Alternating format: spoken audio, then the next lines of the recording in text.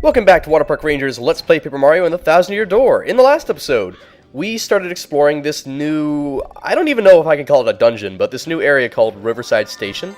And we're probably going to complete it this episode, that way we can get the Postally Express moving once again. Anyway, I have checked, and yeah, these things are definitely called Rough Puffs, and they're the normal version. It's sort of confusing, because there's like a weaker version that appears in Boggly Woods, which isn't called the Rough Puff.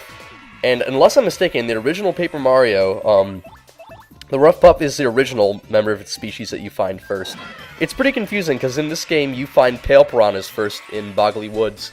And although there are normal piranha plants in the game, you are not going to see them still for quite some time. I know that's surprising, but trust me, they are in the game. They're very rare, but you do just need to know where to look for them, and you can find them. It's always kind of weird when they have, like, a weaker variant of an enemy that isn't its normal variety that shows up first, know what I mean? Oh, by the way, there was a badge right up there that, yeah, there's a badge up there that it doesn't look like there's any way to get to it. And I'm not sure if we actually find it in this LP because, like, obviously I do this all in post, if you didn't know. This is all post commentary. And I played this game, like, this is footage from probably a good year ago now at this point. And so there's no way for me to go back and get that badge that's up there, but I'm pretty sure that how you get it is you either use an ability you're going to find here, or you simply walk up back there and drop down from above to get it. One way or another, I'm not going to be getting it in this LP, so commenting about it in the video section is not going to do any good. Just let you know, I'm probably just going to ignore your comments. That's going to make you comment anyway, isn't it? Some of you are just dedicated trolls. Anyway, we're going to fight some new enemies here. At least I'm fairly sure we haven't encountered this variety before. This is a new kind of Buzzy Beetle that I think is a spiked Parabuzzy. I think that's what they're called. Anyway, due to their setup, they're kind of annoying to hit, period. Like, they're covered in a shell that is like, I think, 5 defense or something like that. So you're going to need attacks that either penetrate defense or ignore their spines. I know that if you have the Spike Shield badge, you can have Mario jump on top of them and knock them over and onto the ground, which is a good way to then just make them open to normal attacks.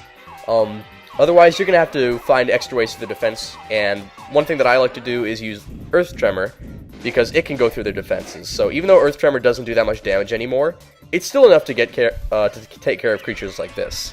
So it's a good move to have in your arsenal.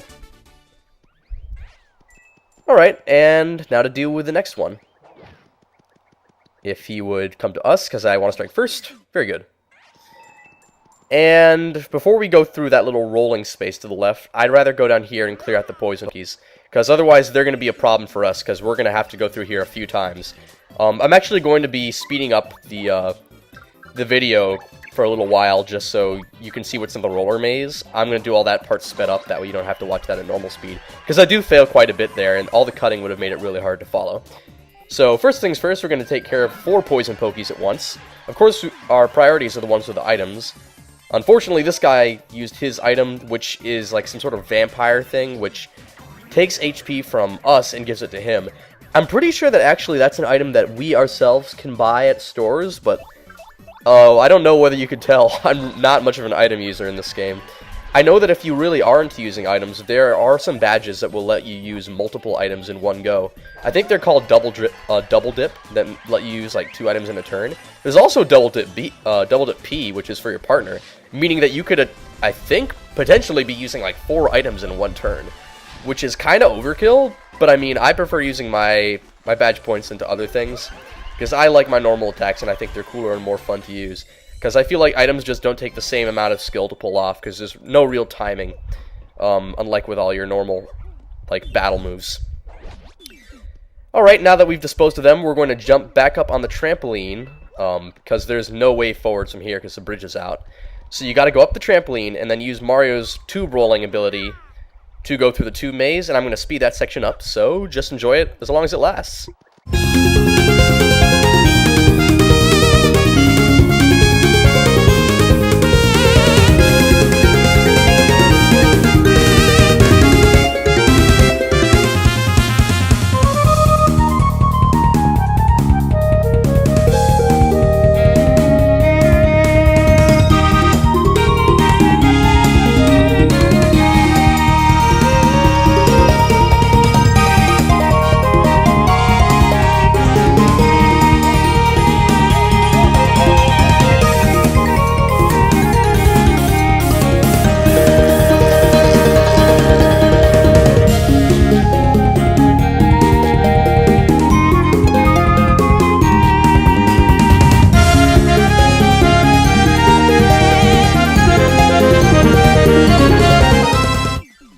even now I'm constantly using tracks from the Homestuck albums in my videos.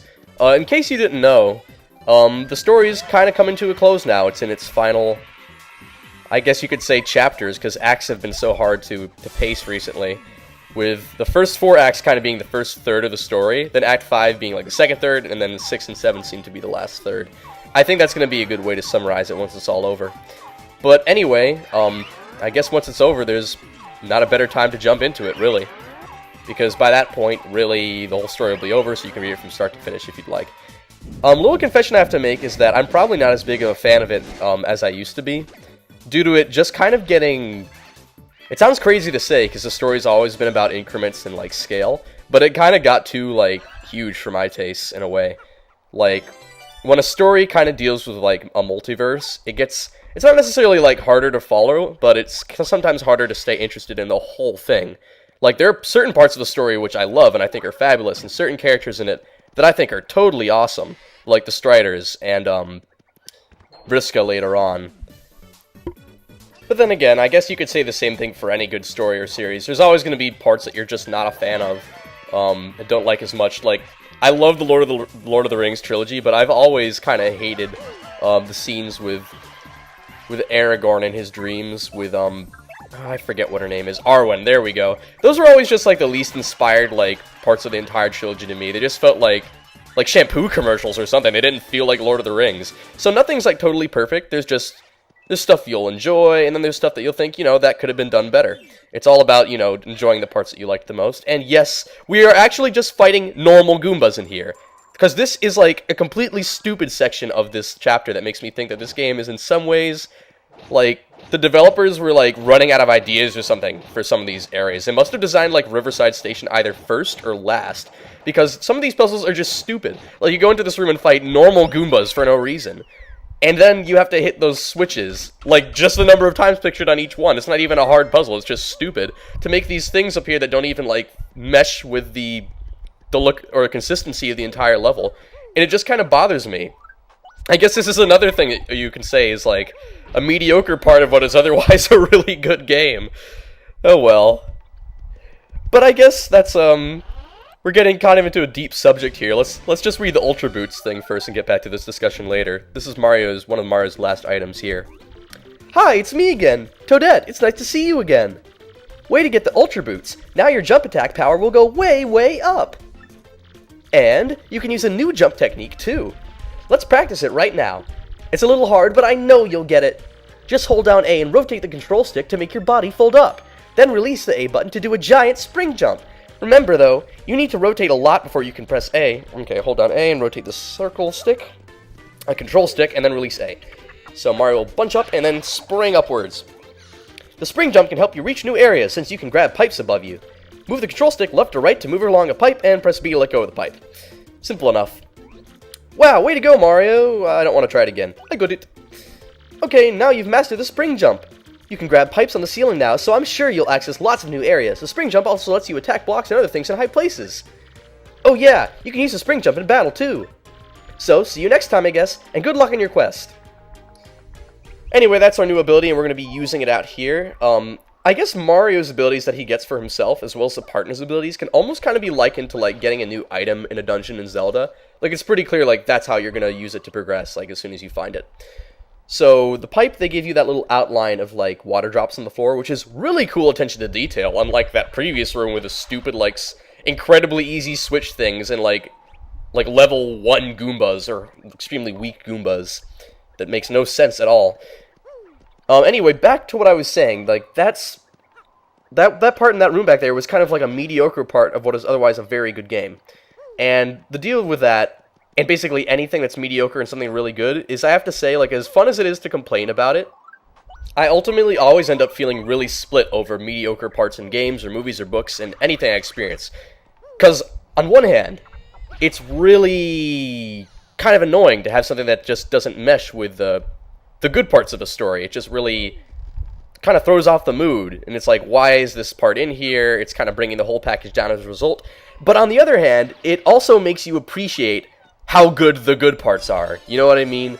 Like, you won't be able to know how good something is unless you experience something bad. And I'm not saying that a game that's really good has to have bad parts in it, But I'm saying, whenever you experience a bad part in the game, just keep in mind, you know, that it's also helping draw attention to the fact that the rest of the game is really well designed. And I guess that's just kind of an optimistic outlook of mine. I would never want to use this as an excuse, for example, for like a developer to purposely just go ahead and put a mediocre part in the game. That's not the point at all. I'm saying, if you come across a mediocre part, let it help you to appreciate how good the rest of the game is, and try not to let it get you down, you know? As fun as it is to complain about things, because I love complaining about mediocre parts in movies or books, as much as the next guy, if not more. I also feel like I owe you guys an explanation for that little edit we had right there. It was kind of a long walk back to this elevator, which is where we needed to use the key. And the reason that I cut it out was because there was a lot of me trying to get that badge and just failing at it and ultimately just giving up on it. So I just cut all that nonsense out because it kind of wasn't even funny, like at all. If I think that something's funny and it's a funny fail, I'll keep it in, but otherwise I tend not to. So we have a kind of a weird room here. Believe it or not, there was originally a boss, or I don't know, mini-boss, I don't know how to classify it in Paper Mario standards, a battle against the Shadow Sirens that was apparently supposed to be used in here. I forget where I heard that, but it makes a lot of sense, because if there was a battle for the Shadow Sirens here, I feel like this area would have had a lot more purpose than it did in the final product of the game. As it stands, Riverside Station is like the most bootleg part of Paper Mario and the Thousand Year Door. Like, it's got these weird cutouts and stuff that don't mesh with the area, puzzles that make no sense, battles that make no sense. And it's not like the whole thing is awful, because it's not. It's perfectly playable, and it's over pretty quickly. But it's also like, what? This isn't nearly as good as the rest of the game. Even, like, Boggly Woods at least was better planned out and designed than Riverside Station. You have to give it that much. Well, Riverside Station's over. It wasn't that bad while it lasted. We had some pretty meaningful conversations. And now we're going to get back on the road. And, oh, wait, we still have this thing here. Yes, the spring jump can knock things off shelves from underneath, as we did with the elevator key from early on.